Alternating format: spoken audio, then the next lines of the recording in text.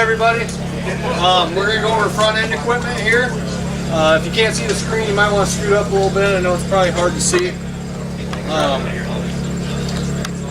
So first of all, we want to welcome you to the front end equipment portion of the fall event, and we want to thank you guys for coming. I know that you're busy this time of year. We're getting ready for harvest. You guys have a lot of other things you could be doing, but you guys chose to come here today, so we thank you for that. And my name is Cody Moreland, and I am a service tech out of the Adair location. And these guys here will be helping me today with this presentation. I'm Nick Knudsen. I'm a field marketer out of the Adair location. I'm Tom Whitrock. I'm the service manager here at the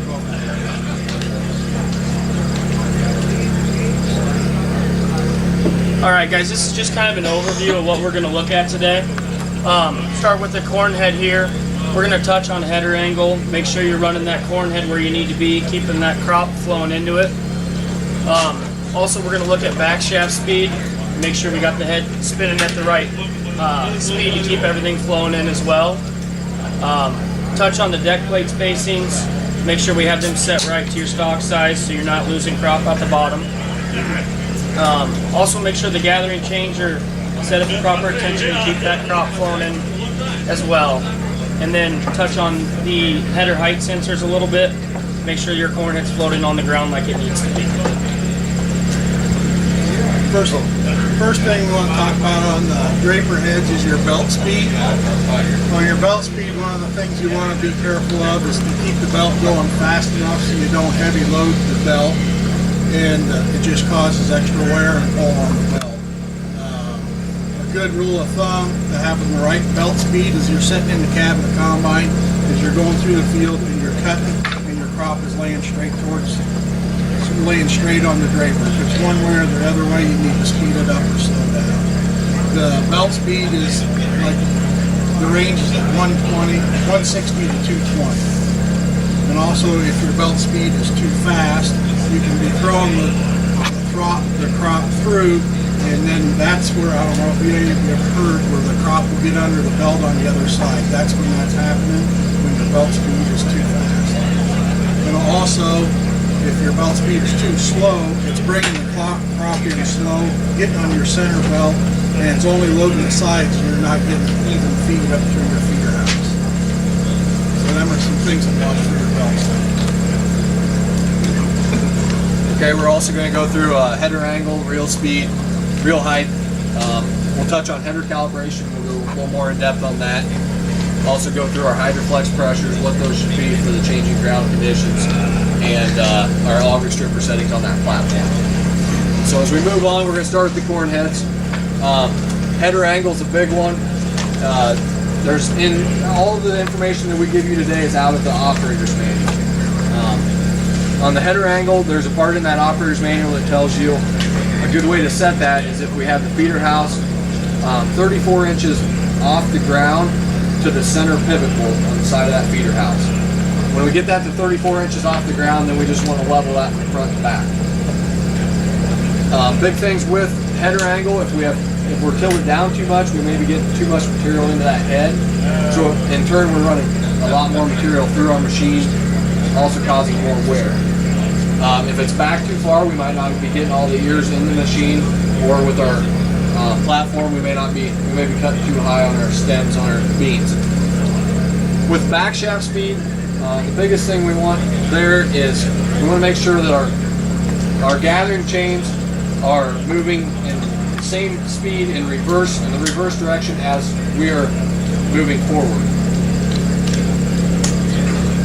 The biggest thing with back shaft speed is we want to make sure that as we're traveling through the field that we're not getting those stalks put in the back of our deck plates, and that we're not pulling roots of the stalks out of the ground. We just want to make sure that we're getting that strip through and getting the ears off those stalks as soon as we can, so we can keep our combine productivity up. And with that is the deck plate spacing. We want to make sure that deck plate is set down so we're not letting the ears go through. We don't want to grind that up, grind the ears up and contribute more to header loss. Also with that deck plate spacing, we don't want to have them too tight where we're pinching that stock and we're not letting it flow through the stock rolls. Next, with the gathering chains, the main thing we want to touch on there is just gathering chain adjustment. We want to make sure that is 3/16 of an inch between the spacer and the bolt head. We want to make sure that those chains are adjusted properly so we're not getting too much flex in them. And so we're also, if they're really loose, they'd be skipping on the sprocket. And I'll let these guys touch on flex drapers and platforms. I kind of jumped ahead of myself on the belt speed, so we talked about that. Nick will go ahead with the header angle. All right, guys, header angle, as Cody mentioned on the corn head, is a big deal, and also as well as on your platforms. You're going to want to make sure that you don't have that head tilted too far forward, because I mean, we all probably know what that does. It's going to start pushing, and then crop's not going to feed, and you're not going to get your flow as well. Also, you don't want it too far back, because that's when you're going to be cutting too high and probably losing crop before it even gets a chance to go into the platform. What we're going to want to do is get those skid shoes as level with that ground as we can, so we can get our maximum performance out of that head. Next to touch on is reel speed. Your reel speed, a good rule of thumb on that is just a touch faster than your ground speed. Just keep your crop coming in. If you got your reel going a little bit too fast, that's when you end up with pod shatter, and also you can end up with wrapping on your reel. If your reel's a little bit slow and you're noticing crop bunching up on the sickle or on the draper and not getting in there, then all of a sudden that slug will go in, and we call that slug feeding. And that's just, you need a steady flow. But a good place to start is with the reel just a little bit faster than your ground speed. Okay, guys, reel height. You're going to want to, in good standing crop, you're going to want to position that finger angle so that is minimum disturbance to that crop as it's feeding onto the belt or into the auger as possible. And if you get into some tangled or down crop, make sure you can get that reel out there as far as you can, low as you can. That way it continues feeding it in as well. And also, one thing to note on these, you can run that the rail higher and further away from those belts than you can on an auger head, just for the sole fact that we want it coming in and just laying straight down on that belt and feeding in smoothly to the feeder house there. And also, HydroFlex pressure, this is a big one here. It's directly related to your field conditions, whether you got firm ground. We recommend starting that out at around 1,000, 1,050, just depending on what you got there. And if you run into some softer ground, we want you to just up that a little bit, keep that cutter bar more rigid, so it's going to float across there and feed your crop in like we want it to there.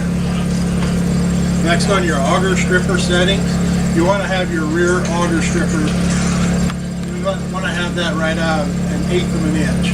And as like the combine guy started, some of your threshing starts right at the beginning, right in the head, and that's already taking a few of your pods off there, squeezing the vines in between so that they're not coming on around your auger.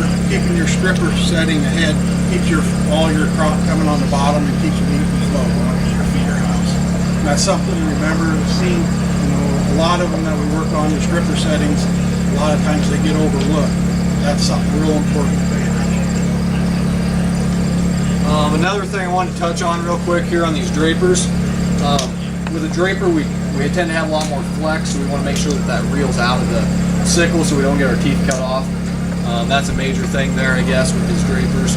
Another thing is with the reel fingers, if you start noticing that you're throwing a lot of crop towards like the back sheet of your head, we probably need to lessen the how aggressive those teeth are. If they're pitched too much, we might be picking that crop up and actually be throwing it back. So on a draper, the main thing we want to do is just get that crop to lay over on the belt. On augers, we got to kind of push it back so that the auger can actually grab a hold of it and take it to the machine. Next, we're going to talk about header calibration.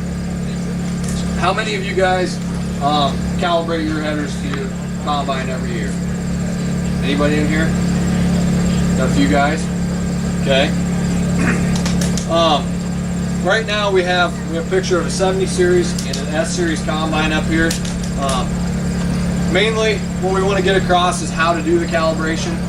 It's very important to do every year so you make sure your sensors are working so you can let that head do what it needs to do rather than have to run it manually while we're going through the field. On our 70 series, we have our 4 icons across the top, and we're looking for the book and the wrench. We want to be on the second page of that, and that's where our drop-down menu is for the calibrations. We'll select header. And I have a picture up here of both of them. On a 70 and S, both of them give you a warning that you need to have that engine at high idle, and it will not let you proceed with calibration until that engine is at high idle.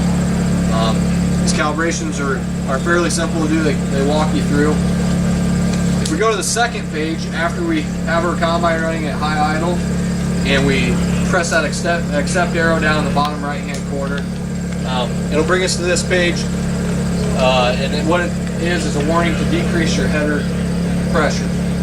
So we need to push that button over there on our armrest, get our Hydroflex pressure down below 1,000 psi before it's going to let us go on and calibrate those heads. So once we do that, go on to the next step, and it's going to walk us right through to tell us to lower that header. So now what we're going to do is we're going to lower that header all the way down on the ground. Once we get it resting on the ground so that those sensors are reading at their lowest point, we'll go ahead and click the arrow down in the bottom right hand corner and accept that, and it'll bring us to our next step. Basically a 60 or 70 series and an STS are about the same as far as the displays. We just wanted to show you the different displays. Now the one thing, next we'll go to the header raise. And what you need to do is you need to raise that header all the way up until it reaches the end of its stroke. Then we'll hit that accept arrow down the bottom right hand corner. Brings us to our next step here, which is calibration complete. Right here it says that our calibration has been accepted. On an S series, on a 70 series, this would be the end of the calibration. We go ahead and exit out, go back to your main run screen, and we're good to go. On an S series, they have what they call a performance tuning calibration that'll go ahead and get the range of those sensors figured out, and get your sensitivity figured out for your head. So once we run through that, there'll be 3 steps. Run through the performance tuning, and then you can go ahead and exit to your main screen. It's very important to accept that calibration when you're done, because if we don't hit that accept arrow, we just wasted 10 minutes doing our calibration. Next, we're going to move on to header sensitivity. Does anybody know what that little button that we have the red arrow is for? Does anybody use that button? This button here is a picture of a head, has up and down arrows. This was taken out of an S series combine, and it has a rabbit and turtle on it. That button there is for our header sensitivity. We've got 3 settings there. If you push the button 1 time, it'll bring up your manual raise lower speed. So if we think when we push the button we're going too fast raising our head, or it's taking a long time to go down, this is where we go. We push the button once and use your knob to scroll it down. Same thing on a 70 series. The only thing is it's a little different because you use your turn wheel, and on the S series we can do it right on the screen. If you push that button the second time, that brings up our automatic header control sensitivity. So if we're using our automatic header control and we push our number 2 button and our head goes down the ground, but as we're going, we want to speed up a little bit, that head starts to bounce. This is where we come to fix that problem. Push our little rabbit turtle button with the head, push that 2 times, and now we have the automatic header control. And then you just turn that up or down. The higher the number, the more sensitive it's going to be. It's going to start bouncing. And the lower the number, the less sensitive it's going to be. Now if we push that button a 3rd time, that's going to bring our tilt sensitivity. If you've ever been going through the field with the platform on, you have a 35-foot platform, and you're going through the field, and the thing's just bouncing left to right all the time. This button here will take care of that. 70 series and S series both have this. We just go in there, we push that button 3 times, and we're able to turn that down. It's the same thing. The lower the number, the less sensitive it's going to be. So it'll kind of take that out so it's not bouncing. If we raise the number up, it might start bouncing a little more. And you just have to play around with that until you get the head to the right speed of the machine. That's all we have for you with the slideshow. We want to thank you guys for coming again. Appreciate that. You guys take time out of your day to come watch our presentation. If anybody has any questions, we'd be happy to answer those at this time.